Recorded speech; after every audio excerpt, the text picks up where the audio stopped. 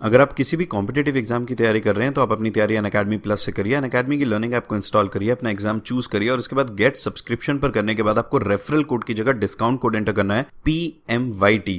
ये discount code enter करते ही आपको मैक्सिमम डिस्काउंट मिल जाएगा और ये डिस्काउंट कोड पूरे अनअकैडमी पर वैलिड है। भले ही आप UPSC, SSC, bank, CDS, NDA, state PSC, UGC, IIT, NEET किसी भी एग्जाम की अगर आप तैयारी कर रहे हैं, PMYT ये डिस्काउंट कोड लगाइए, आपको मैक्सिमम डिस्काउंट मिल जाएगा। एसएससी में प्री में और मेंस में दोनों में ही ये बहुत ज़्यादा इंपॉर्टेंट है। सीजीएल ले लो, सीएचएसएल ले लो, सीपीओ ले लो, सभी में बहुत ज़्यादा इंपॉर्टेंट है ये। तो आज हम सीखेंगे सेंटेंस रीअरेंजमेंट आप किस तरीके से अटेम्प्ट कर सकते हो। जो भी स्टूडेंट्स ऑनलाइन है फटाफट से मुझे रिस्पॉन्ड करो पहले तो।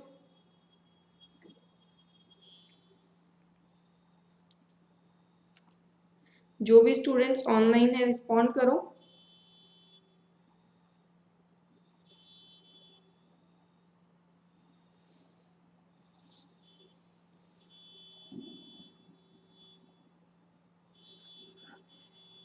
मैंने आपको बता रखा है कि डेली आप 8:15 का टाइम फिक्स रखो, बट जो कल आपकी क्लास है वो होगी 7:15 बजे। ठीक है, कल की जो आपकी क्लास होनी है वो है आपकी 7:15 बजे। हेलो पायल।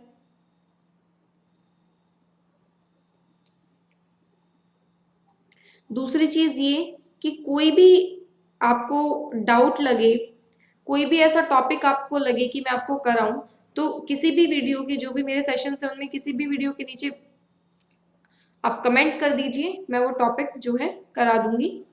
कोई किसी भी पर्टिकुलर टॉपिक में आपको प्रॉब्लम हो। कल ध्यान रखना 7:15 बजे क्लास है। हम करने वाले हैं वॉइसेस, फिर हम करेंगे नरेशन। वॉइसेस और नरेशन आपको पता है प्री और मेंस दोनों के लिए बहुत ज़्यादा ज़रूरी है। CGL 18 की अगर बात की जाए तो दो वॉइसेस के क्वेश्चन आए थे हर सेट में। हो सकता है अगली बार एक वॉइस का और एक नरेशन से आ जाए, कुछ भी नहीं कहा जा सकता है। और मेंस में तो आपको पता ही है वॉइसेस और नरेशन बहुत ज़्यादा इंपॉर्टेंट है। सेशन स्टार्ट करते हैं।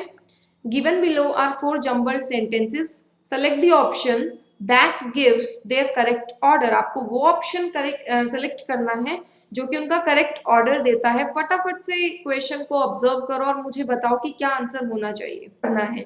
सबसे पहले ऑप्शंस देखो, या तो आपका जो सेंटेंस में स्ट्रक्चर है या तो वो डी से स्टार्ट हो सकता है या फिर वो स्टार्ट हो सकता है ए से, क्योंकि दो ऑप्शन डी और दो ऑप्शन ए है। तो बी और सी से स्टार्ट तो नहीं हो सकता, तो आपको पहले ए और डी ही पढ़ने और देखना है कि कौन से पार्ट में इंट्रोडक्शन है। तो ए सेंटेंस को हमने पढ़ा, the cafe's owner says he is interested in conservation and hopes customers will realize the animals are worth saving even though they often have a bad reputation। ठीक है, फिर हमने डी पढ़ा, this cafe which has just opened in Tokyo is not for faint hearted। आपको clearly दिख रहा है कि डी जो ऑप्शन है उसमें इंट्रोडक्शन दिया गया है। ठीक है, अगर इस कैफे के बाद ही तो कैफे ओनर की बात होगी, तो आपको पता है सेंटेंस का जो करेक्शन है वो ये तो नहीं हो सकता, या तो ये ऑप्शन होगा या ये। दो ऑप्शन सीधा सीधा कट चुके हैं। क्लियर हुआ? तो अब देखो, या तो डी आपका रिलेट करेगा बी से या फिर सी से। अब आप पढ़ो बाकी के सेंटेंसेस। जब ये कह रहा है कि ये जो कैफे है ये फेंट हार्टेड, कमजोर दिल वालों के लिए नहीं है, क्यों नहीं है? Here you sip your drink in the company of 35 snakes. Okay, ठीक है। फिर दूसरा देखा, none of them are venomous, meaning customers can get up close and personal with the reptiles. अब यहाँ पे देखो, डी आपका रिलेट कर रहा है सी पे, क्यों? क्योंकि कमजोर दिल वालों के लिए नहीं है। क्यों नहीं है? क्योंकि यहाँ पे आप कॉफी पीते हो 35 स्नेक्स के साथ। तो डी ने अगर सी से रिलेट किया तो ये आपका करेक्ट आंसर हुआ। समझ में आया? मेथड भी समझ में आया साथ साथ? बताओ।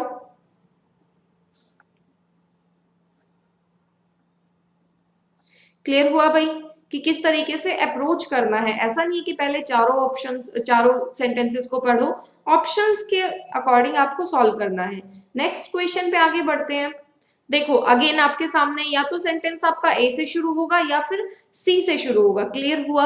अब देखते हैं, रीड करते हैं। The elephant tusks were tracked from the democratic Republic of Congo for 2 months। ठीक है, फिर हमने रीड किया सी, 4 tons of ivory with a market value of $6 million, it was an impressive haul। ठीक है, तो ए और सी। अब आपको पता है कि इंट्रोडक्शन की अगर बात की जाए तो कौन से पार्ट में दिख रहा है? बताओ।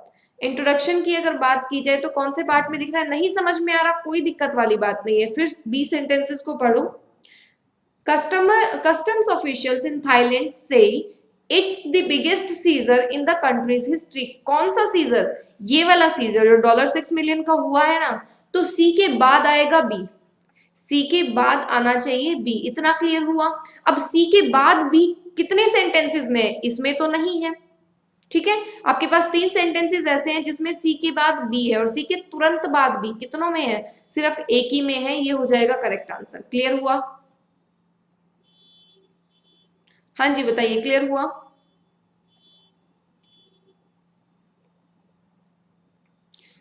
इस तरीके से रिलेट करके चलना है आपको। नेक्स्ट आगे बढ़ते हैं। An estimated 70% of this plastic. अब देखो, या तो आपका सेंटेंस ए से शुरू है या सी से। हमने ए को पढ़ा, this plastic which enters the sea sinks, यानी जो प्लास्टिक सी में फेंका जाता है उसका 70% जो है सिंक हो जाता है। अब भाई कौन सा प्लास्टिक, बात हो रही है कौन से प्लास्टिक की, तो ए से तो शुरू हो नहीं सकता है, सेंटेंस आपका शुरू होगा सी से। तो दो ऑप्शन तो एक फर्स्ट उसको रीड करने पे ही कट गए। आपका अगर सेंटेंस शुरू होगा तो किससे बनेगा? सी से बनेगा। सी किससे रिलेट करेगा? या तो डी से करेगा या फिर ए से। पढ़ते हैं सी को पहले तो। 8 million tons of plastic ends up in the world's oceans every year causing damage to fragile ecosystem. ठीक है, अब देखो आप पढ़ो D, and much of it is not biodegradable. A को हमने पढ़ा कि 70%, अब ये कह रहा है कि 8 मिलियंस का 70% सिंक हो जाता है। सी आपका डायरेक्ट रिलेट कर रहा है ए से, तो आंसर हो जाएगा दिस वन। क्लियर हुआ? बी सेंटेंस को तो आपको रीड करने की भी नीड नहीं पड़ी और आपके सामने आंसर आ गया है।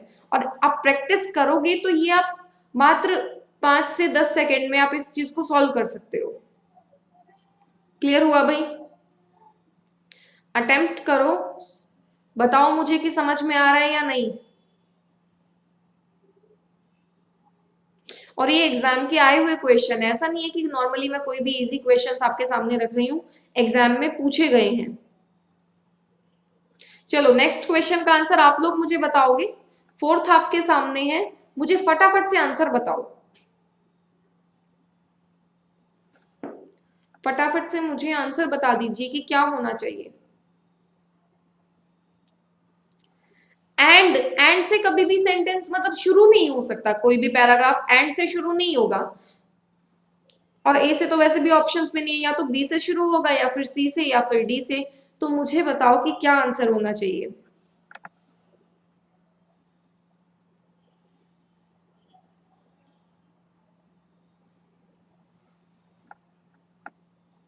देखो मैं आपको एक चीज बताती हूँ, दो ऑप्शंस आपके किससे स्टार्ट हो रहे हैं? बी से। तो 90% पॉसिबिलिटी है, 90% पॉसिबिलिटी है कि जो सेंटेंस है वो बी से शुरू होगा। 90%, 10% हो सकता है सी या डी से भी शुरू हो जाए, बट 90% है बी से। तो सबसे पहले आप बी को ही रीड करो। क्या इसमें इंट्रोडक्शन है?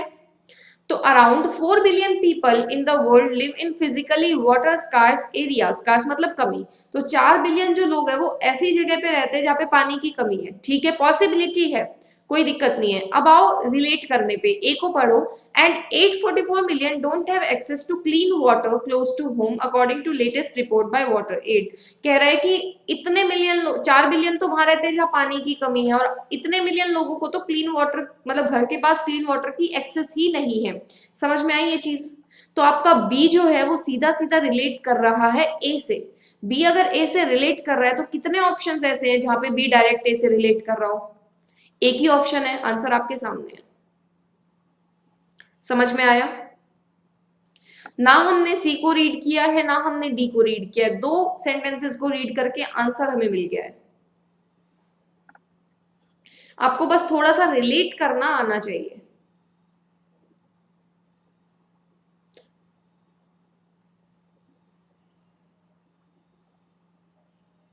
ठीक है, बी आपका ए से रिलेट करेगा। पायल थोड़ा सा ध्यान से समझो। नेक्स्ट पे बढ़ते हैं। 5th आपके सामने है, अटेम्प्ट करो क्वेश्चन और बताओ मुझे।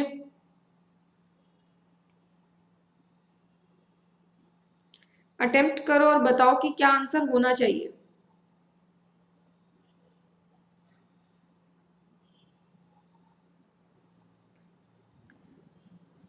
हाँ जी, सभी अटेम्प्ट करो।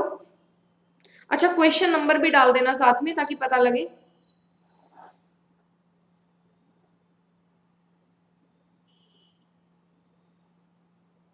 अब देखो, या तो सेंटेंस शुरू होगा ए से या फिर शुरू होगा सी से। रीड करो, mango the so called king of fruits is something of a national obsession in India. Okay, C को हमने रीड किया इट। अब इट क्या है आपका, इट प्रोनाउन का यूज हो रहा है। अगर प्रोनाउन है तो उससे पहले कोई ना कोई नाउन तो होगी जिसको ये इट रेफर करे।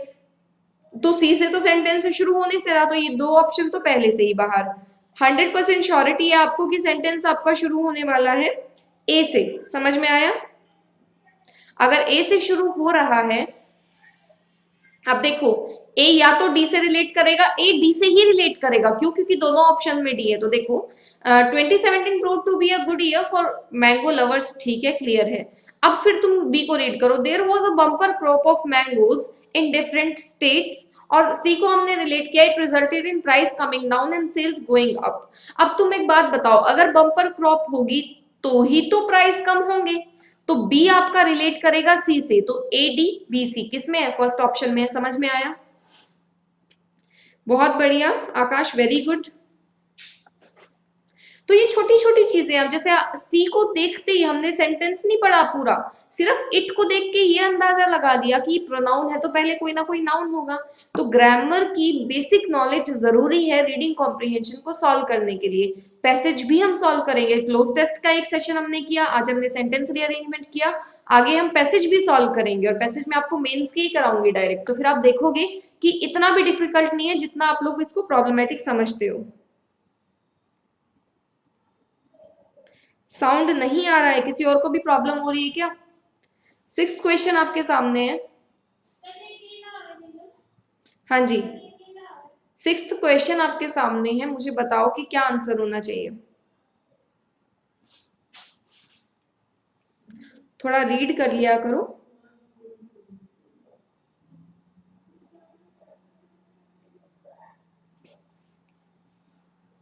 या तो शुरू होगा बी से या फिर शुरू होगा ए से, इतनी बात है। हाँ जी, क्लियर हुआ? या तो बी से शुरू होगा या फिर शुरू होगा ए से। तो देखो, ए को रीड करो, अराउंड 600 मिलियन ऑफ देम किनका भाई? तो ए से तो शुरू होने से रहा, तो ये दो ऑप्शन तो बाहर। सेंटेंस आपका शुरू हो रहा है बी से, मतलब ये जो पैराग्राफ है ये शुरू होगा बी से। क्लियर हुआ? तो देखो, India is suffering from the worst water crisis with 1 billion people living in water scarcity. अब ए को तो हमने पहले ही पढ़ लिया कि 1 बिलियन अगर वाटर की कमी वाली जगहों पे रह रहे हैं, और उनमें से 600 मिलियन जहां पे एक्सट्रीम वाटर स्ट्रेस है। तो बी आपका डायरेक्ट रिलेट कर गया है ए से। अगर बी डायरेक्ट ए से रिलेट कर गया तो ये ऑप्शन भी बाहर, करेक्ट आंसर हो जाएगा दिस वन। दो ऑप्शन को हमने टच भी नहीं किया और आपके सामने करेक्ट आंसर आ गया है। दो ऑप्शंस को हमने देखा भी नहीं, रीड भी नहीं किया और आपके सामने करेक्ट आंसर आ चुका है बी ए डी सी।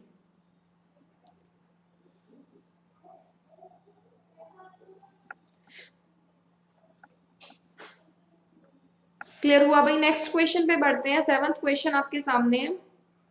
फटाफट से सेंटेंसेस को पढ़ो और मुझे बताओ कि क्या होना चाहिए। सेंटेंस मतलब जो पैराग्राफ शुरू होने की पॉसिबिलिटी है या तो बी से है या फिर ए से है या फिर डी से है। या तो बी से है या फिर ए से है या फिर डी से, और दो ऑप्शंस में बी गिवन है। तो 90% चांस है, 90% की जो शुरुआत है वो बी से होगी। बट कोई नहीं, हम अच्छे से सॉल्व करेंगे।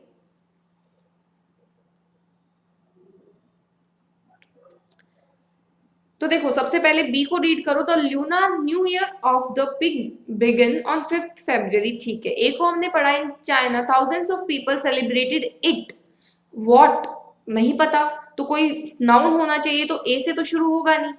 डी को रीड करो, सम परफॉर्मेंस री enacted historical ceremonies. Historical ceremonies कहाँ पे री इनेक्ट करोगे? इस फेस्टिवल में ना, ठीक है। तो सेंटेंस आपका शुरू, जो पैराग्राफ शुरू होगा वो बी से होगा, ये ऑप्शन भी बाहर हो जाता है। बी डायरेक्ट ए से रिलेट करेगा या फिर डी से रिलेट करेगा, क्लियर है? तो हमने ए को पढ़ा कि इन China thousands of people celebrated it, किसको? इस फेस्टिवल को, जो कि 5th Feb को शुरू हुआ है। तो बी आपका डायरेक्ट रिलेट कर गया ए से, करेक्ट आंसर आपके सामने है first one, first option correct हो जाएगा। हाँ जी पायल, सही बताया, बिल्कुल सही है आकाश।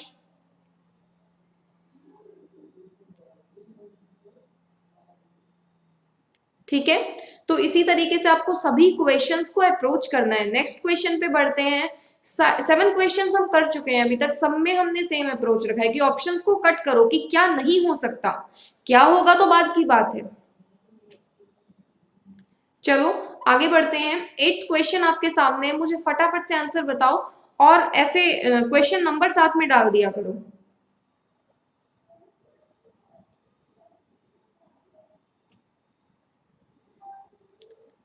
प्लेस पहले नहीं आएगा क्योंकि वहां पे बात हो रही है इट की। अब चाइना की बात नहीं है, सुनो मेरी बात, मेन चाइना नहीं है, मेन वो फेस्टिवल है। पूरा डिस्क्रिप्शन फेस्टिवल के बारे में है, पूरा डिस्क्रिप्शन चाइना के बारे में नहीं है, समझ रहे हो। अगर दिवाली की बात होगी तो पहले आप ये तो बताओगे ना कि कब सेलिब्रेट की जाती है, कहाँ पूरा दिवाली मेन रहेगी, ना कि इंडिया। समझ रहे हो मेरी बात।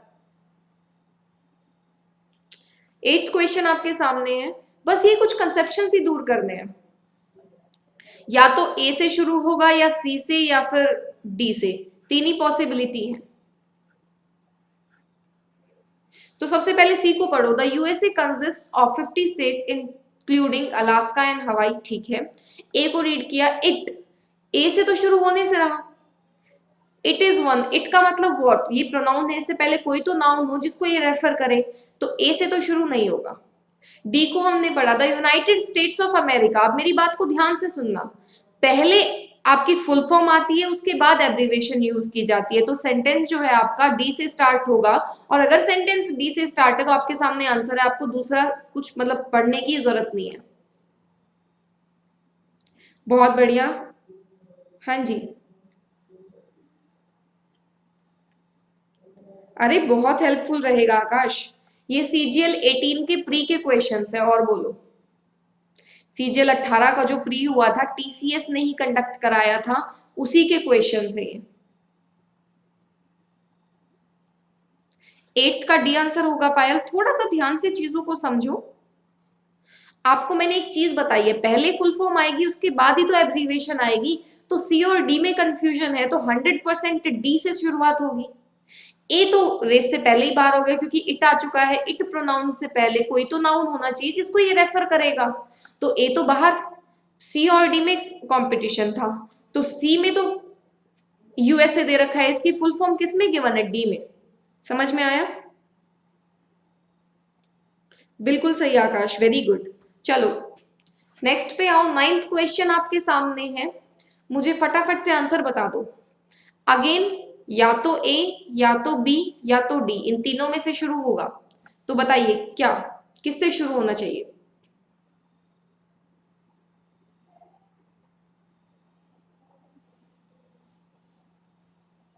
बताइए किससे शुरू होगा।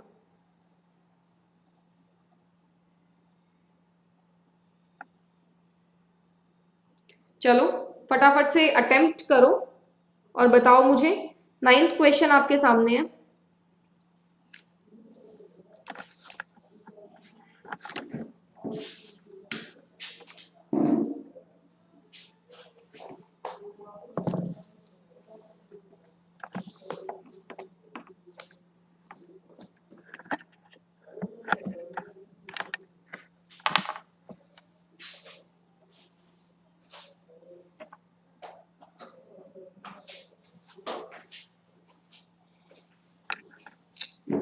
हाँ जी, सभी अटेम्प्ट करो क्वेश्चन और बताओ कि क्या आंसर होना चाहिए। सभी से करेक्ट आंसर चाहिए। 8 क्वेश्चन हम ऑलरेडी कर चुके हैं, तो अभी मुझे सभी का करेक्ट आंसर ही चाहिए। ठीक है, आप लोगों ने आंसर किया है, देखते हैं, आप चेक करेंगे। देखो या तो बी से या फिर ए से या फिर डी से। तो सबसे पहले क्या करो, बी को रीड करो, क्योंकि बी दो ऑप्शंस में है। Aircraft manufacturer Boeing has grounded the entire global fleet of its 737 max aircraft. ठीक है, सब कुछ इसमें नया नया सा है कि भाई इंट्रोडक्शन, कोई प्रोनाउन का यूज नहीं किया गया है। ठीक है, ए को देखो, the move follows last week's fatal Ethiopian airline crash. कौन सी मूव, नहीं पता कौन सी मूव, समझ रहे हो। तो ए से तो शुरू होने से रहा। अब बात करते हैं डी की, that was, what was. That again pronoun है, डिमॉन्स्ट्रेटिव प्रोनाउन है ये, इससे पहले कोई चीज तो ऐसी होनी चाहिए ना जिसको ये पॉइंट आउट कर रहा हो, तो डी भी बाहर, तो बी से ही स्टार्ट होने वाला है सेंटेंस, मतलब जो पैराग्राफ है वो बी से स्टार्ट होगा, इतना तो क्लियर है। अब बी आपका या तो सी से रिलेट करेगा या फिर बी आपका ए से रिलेट करेगा। ए हम पहले रीड कर चुके हैं कि भाई अगर इसने सारी अपनी फ्लीट को ग्राउंड कर दिया है तो ऐसा क्यों किया, भाई लास्ट वीक जो इथियोपियन एयरलाइन का क्रैश हुआ था उसकी वजह से। बी अगर ए से रिलेट कर रहा है डायरेक्ट तो आंसर आपके सामने है। क्लियर हुआ भाई? तो करेक्ट आंसर था एम ई आपका। हाँ जी, समझ में आया कि किस तरीके से चीजों को देखना है। इसके बाद देख लो, अगर आपको लगता है कि मैम इतने में नहीं समझ में आया तो आप डी को रीड करो। जैसे हमने ये ऑप्शन है, आप चेक कर लो कि ए के बाद डी जच रहा है, जच रहा मतलब उससे रिलेट कर रहा है कि नहीं। That was the second time in 5 months की ये क्रैश हुआ। पहली बार कहाँ, यहाँ पे, मतलब सेकंड टाइम ये चीज, ये कौन सा वाला था, सेकंड टाइम था। समझ में आया भाई? चलो आगे बढ़ते हैं। 10th आपके सामने अब क्वेश्चन है, मुझे 10th का आंसर बताओ। 10th क्वेश्चन आपके सामने है, बताइए क्या आंसर होना चाहिए। सभी का आंसर चाहिए मुझे।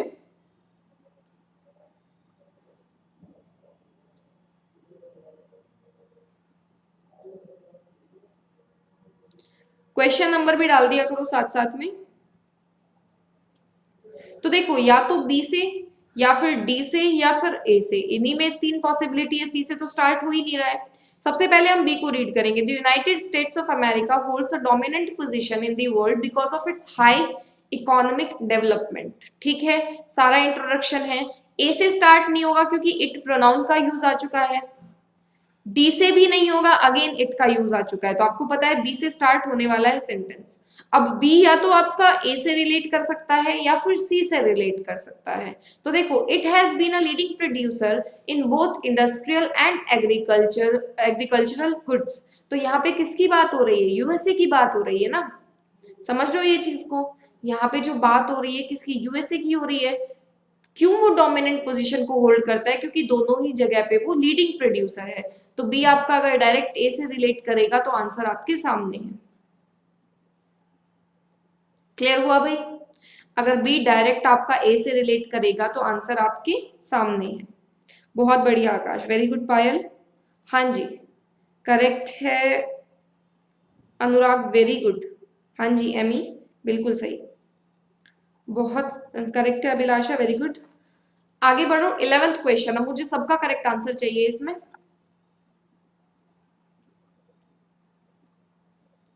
एक चीज और कि कोई भी क्वेश्चन या कोई भी टॉपिक पर्टिकुलर आपको लगता है कि इसमें डिफिकल्टी है या आप चाहते हो कि मैं वो टॉपिक कराऊं, तो ये जो वीडियो है इसके कमेंट सेक्शन में पोस्ट कर देना। कोई भी टॉपिक ऐसा लगे कि नहीं समझ में आ रहा है, टिपिकल है, जैसे हमने कल पोजेसिव केस ऑफ नाउन किया था, तो ग्रामर का, वो कैब का, कोई भी चीज आपको लगे कि सॉल्व कराई जानी चाहिए। 11th क्वेश्चन आपके सामने है। देखो, या तो ए से शुरू हो सकता है या फिर सी से शुरू हो सकता है। क्लियर हुआ? दो ही पॉसिबिलिटीज हैं। What can we do to avoid anger and provocation? ठीक है, देखते हैं। फिर हमने सी को रीड किया। The society is full of people who think and act differently. A से भी पॉसिबिलिटी है एंड सी से भी पॉसिबिलिटी है। आप दोनों में से किसी भी चीज को निग्लेक्ट नहीं कर सकते इस क्वेश्चन में। तो हम आराम से पूरा सॉल्व करेंगे, एक एक चीज रिलेट करके चलेंगे। अब आपने बी को पढ़ा, anger and tension are prevalent due to conflicts arising out of these differences. कौन से डिफरेंसेस? ये इन्होंने जहां पे ये बताया है कि जो लोग हैं वो सोचते अलग है, काम अलग करते हैं, और इन्हीं डिफरेंसेस की वजह से एंगर एंड टेंशन जनरेट होती है। तो सी आपका सीधा सीधा बी से रिलेट कर रहा है। क्लियर हुआ? सी अगर बी से रिलेट कर रहा है तो कितने ऑप्शंस है जिसमें सी के तुरंत बाद बी है? ये ऑप्शन बाहर, ये ऑप्शन बाहर, आपके सामने दो ऑप्शन निकल के सामने आए हैं। चलो आगे देखते हैं कि ए किससे रिलेट करेगा।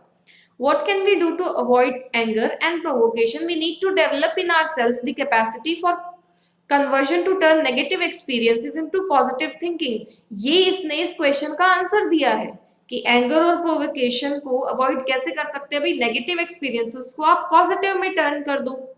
ये चीज तो हमारे हाथ में है। तो ए ने रिलेट किया डी से, तो ए डी से रिलेट कितने ऑप्शंस में कर रहा है, ये दोनों कंडीशन कहाँ सेटिस्फाई हो रही है, डी ऑप्शन में। समझ में आया? तो ये हो जाएगा आपका करेक्ट आंसर। बहुत बढ़िया जया, वेरी गुड अभिलाषा। हाँ जी पायल, सही बताया है। क्लियर हुआ भाई? हाँ जी Jaya, C B A D हो जाएगा आंसर। एक एक चीज, जहां पे हमको एक सेंटेंस पढ़ के आंसर मिला है हमने वो क्वेश्चन भी किए हैं, जहां पे चारों सेंटेंसेस पढ़ने पड़े वो क्वेश्चन भी हमने सॉल्व किए हैं। चलो 12th क्वेश्चन आपके सामने है, मुझे फटाफट से आंसर बता दीजिए। Survival of the fittest Darwin की थ्योरी थी, उसी पे बेस्ड हमारा ये थ्योरी थी, तो उसी पे बेस्ड ये क्वेश्चन है। या तो ए से शुरू है या तो बी से शुरू है, दो ही पॉसिबिलिटी है, सी और डी से शुरू नहीं है। रीड करेंगे दोनों सेंटेंसेस को। देखो, only the fittest creatures can survive while competing for food, ठीक है। बी को हमने रीड किया, why do some species survive and others become extinct. तो यहाँ पे ये इंट्रोडक्शन वाला क्वेश्चन है, बट अगेन हम दोनों में से किसी भी पार्ट को जो है इग्नोर करके नहीं चल सकते, ए से बी से बी। अब हम इंडिविजुअली रिलेट करेंगे। This was the question that Darwin asked himself. कौन सा क्वेश्चन? ये वाला क्वेश्चन, ठीक है। कौन सा क्वेश्चन डार्विन ने खुद से पूछा कि क्यों कुछ स्पीशीज सर्वाइव कर जाती हैं और बाकी एक्सटिंक्ट हो जाती है। तो जो बी है, बी ने डायरेक्ट रिलेट किया डी से, बी ने डायरेक्ट रिलेट किया की से, डी से। कितने ऑप्शंस में रिलेट कर रहा है? दो ही ऑप्शंस में, या तो ये या तो ये। आगे बढ़ते हैं। His answer was that there is ceaseless struggle for life among all creatures. अब क्वेश्चन करने के बाद ही तो वो पर्सन आंसर करेगा, तो यहाँ पे सी, और ये उसका करेक्ट आंसर है, सर्वाइवल ऑफ द फिटेस्ट। समझ में आया? तो ये आपका आंसर हो जाएगा बी। 12th का आंसर है बी, बी डी सी, ये करेक्ट है। अनुराग, वेरी गुड। अनमोल, बहुत बढ़िया। आकाश, हाँ जी। एमी, एमी एक second, answer B D A C होगा, ए डी वाला नहीं होगा, ओके। अभिलाषा करेक्ट है।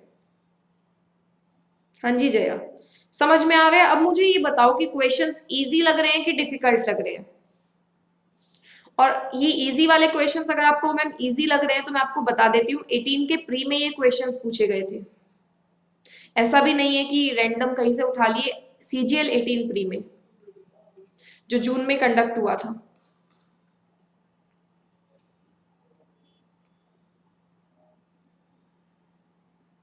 अगर आपको क्वेश्चन इजी लग रहे हैं तो लेवल क्वेश्चंस का नहीं होता, आपकी प्रिपरेशन का होता है, यानी आपने अपने प्रिपरेशन को सही डायरेक्शन दी हुई है। चलो नेक्स्ट क्वेश्चन पे आगे बढ़ते हैं, नेक्स्ट क्वेश्चन करते हैं सॉल्व।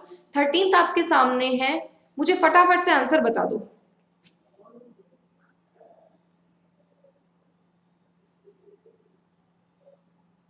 Thank you Aditya.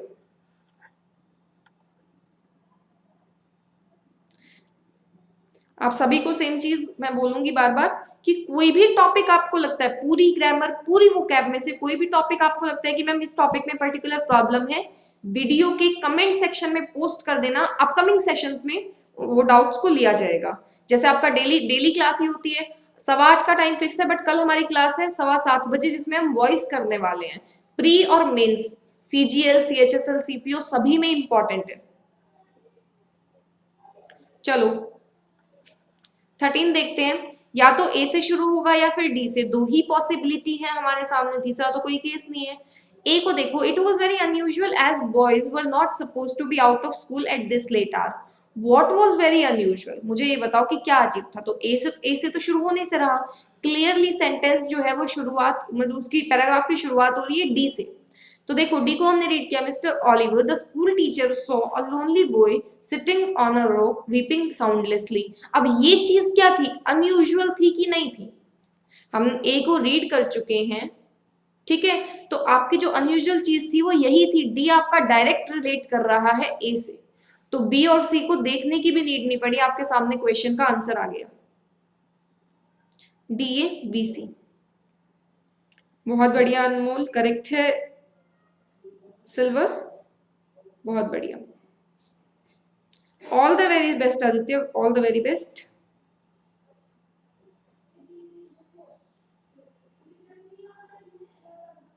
हाँ जी, समझ में आया। तो आपका आंसर हो जाएगा DACB, बहुत बढ़िया। All the very best Jaya, अच्छे से एग्जाम अटेम्प्ट करना। एक चीज एग्जाम अटेम्प्ट करते समय एक चीज का आपको ध्यान रखना होता है, आपने जो पढ़ा है वो आप अच्छे से अटेम्प्ट कर दो। मेन ये फोकस रखना चाहिए कि भाई जो चीज हम पढ़ चुके हैं वो गलत ना हो। अगर कोई चीज ऐसी आ जाए कि आपको नहीं आती, अब ऑब्वियसली आप एग्जाम के लिए प्रिपेयर कर रहे हो तो आपने एक बारी नजर से सारी चीजें निकाली होंगी, फिर भी अगर कोई चीज ऐसी आ जाती है कि आपको नहीं आ रही, तो आप ये मत सोचना कि सिर्फ आपको नहीं आ रही। वो चीज अगर बिल्कुल ही नहीं है तो फिर वो सभी के लिए नहीं होगी। जैसे जो CGL का मेंस का एग्जाम था वो कैलकुलेटिव था, वो कैलकुलेटिव एक पर्सन के लिए थोड़ी ना था, वो सभी के लिए कैलकुलेटिव था। तो बिल्कुल भी एग्जाम को अटेम्प्ट करते वक्त निराश या हताश होने की जरूरत नहीं होती है। नहीं आ रहा है, कोई दिक्कत की बात नहीं है।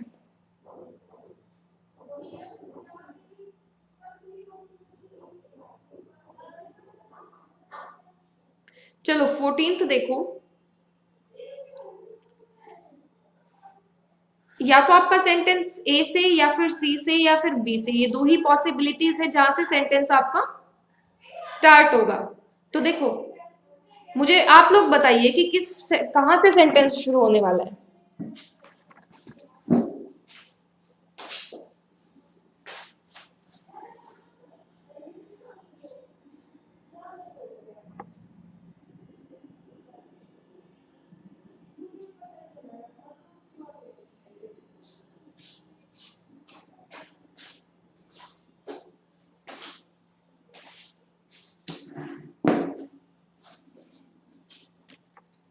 चलो अटेम्प्ट कर लिया होगा सभी ने,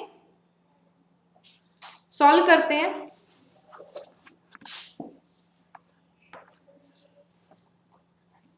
देखो,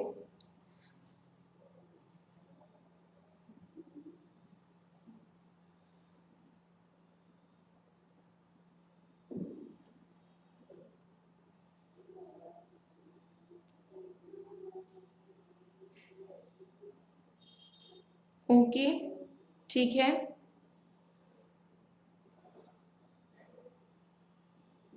या तो आपका ए से या फिर सी से या फिर बी से जो है सेंटेंस शुरू होने वाला है। हम ए को रीड करते हैं।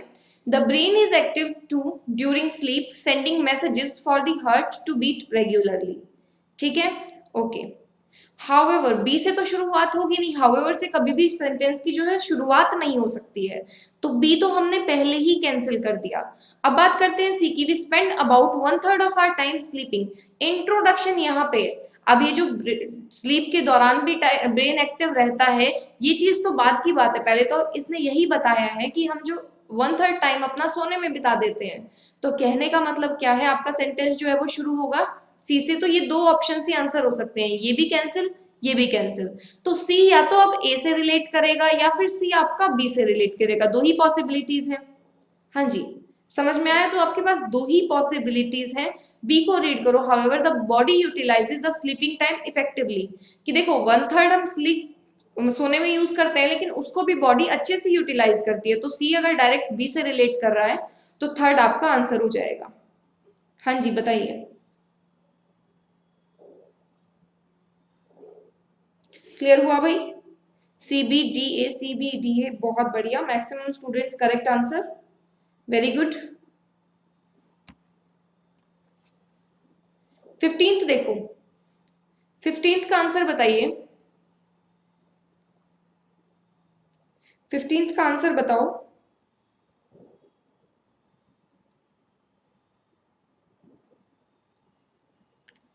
15th का फटाफट से मुझे आंसर बताओ।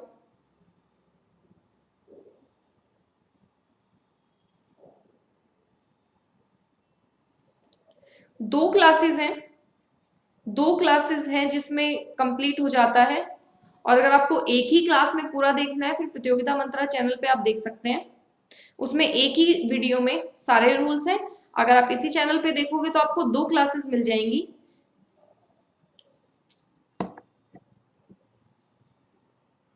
चलो 15 देखते हैं। या तो सेंटेंस शुरू होगा बी से या फिर सी से या फिर डी से। बी, सी और डी तीन ही पॉसिबिलिटीज हैं आपके सामने। ए से तो शुरू होगा नहीं। दूसरी बात ये कि ए जो है शुरू हो रहा है बट से, तो बट से तो वैसे भी कोई पैराग्राफ शुरू नहीं हो सकता है। अब बात कर लेते हैं बाकी ऑप्शंस की। तो मैंने आपको एक चीज और सिखाई है, पहले रीड करते हैं ऑप्शंस फिर देखेंगे। The nationalist now begin to openly criticise the policies of British. Now, अब उन्होंने शुरू कर दिया है, पहले नहीं किया था। समझ रहे हो ना, नाउ पे ही फोकस गया कि अब शुरू कर दिया है, तो बी से तो जो है शुरुआत नहीं हो सकती है। बात करते हैं सी की। The freedom movement changed this situation. What situation, कौन सी सिचुएशन को चेंज किया है ये हमें नहीं पता, तो सी से भी शुरू नहीं हो सकती है। और ये चीज मैंने आपको पहले ही सिखाई थी कि अगर एक ही ऑप्शन से, मतलब एक ही जैसे डी से ही अगर दो ऑप्शंस हैं तो 90% चांस है शुरुआत डी से ही हो। तो डी को हमने रीड किया। Under colonial rule the people had lived in fear of the British government and did not agree with many of the decisions that they took. ठीक है, अब यहाँ पे ये कह रहा है कि उस टाइम पे तो फियर में रहते थे और बहुत सारे डिसीजन जो थे उससे अग्री नहीं करते थे। क्लियर हुआ। अब डी आपका रिलेट किससे करेगा, या तो ए से कर सकता है या फिर बी से कर सकता है। But they faced grave danger if they tried to criticise these decisions. ठीक है, तो सी आपका रिलेट कर रहा है ना, सॉरी डी आपका रिलेट कर रहा है ए से। कैसे कि वो एग्री तो नहीं करते थे लेकिन क्रिटिसाइज भी नहीं करते थे, क्योंकि अगर क्रिटिसाइज किया तो उनको ग्रेव डेंजर का मतलब ग्रेव डेंजर फेस करना पड़ता था। तो करेक्ट आंसर आपके सामने है D A C B. Clear हुआ भाई। डी ए सी बी, बहुत बढ़िया, वेरी गुड। हाँ जी जया, करेक्ट है अभिलाषा, डी ए बी सी होगा। ओके, 13th रिपीट कर दूंगी। चलो क्लियर हुआ। 13th एक बार देख लेते हैं। देखो, या तो आपका सेंटेंस ए से शुरू हो सकता है या फिर डी से। ए से नहीं होगा क्योंकि इट की बात हो रही है। ठीक है, तो सेंटेंस जो है वो शुरू तो होगा डी से, इतनी तो चीज क्लियर है। अब डी से डी या तो ए से रिलेट करेगा या फिर डी रिलेट करेगा बी से।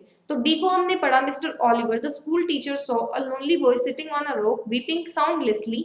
It was very unusual as boys were not supposed to be out of school at this late hour. तो कहने का क्या मतलब है कि उन्होंने जब एक बच्चे को अकेले रोते हुए देखा तो वो चीज अनयूजुअल थी। क्यों? क्योंकि बॉयज को तो लेट अलाउड ही नहीं है बाहर।